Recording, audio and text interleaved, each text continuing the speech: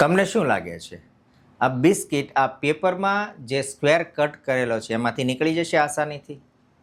પહેલી નજરે જોતા તો એવું જ લાગે છે કે આમાંથી નીકળશે નહીં.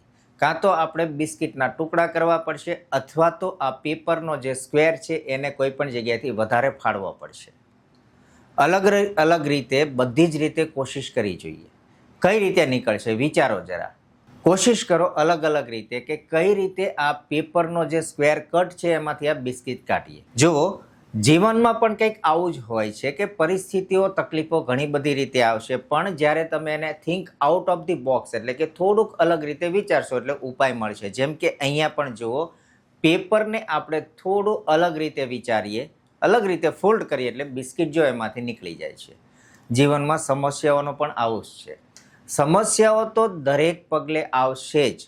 માણસ માત્ર સમસ્યાને પાત્ર, એટલે કે સમસ્યા તો હશે જ તે, પણ જ્યારે સમસ્યા આવે ત્યારે થોભો, વિચારો, શાંતિથી વિચારો, તમને ઉપાય મળશે.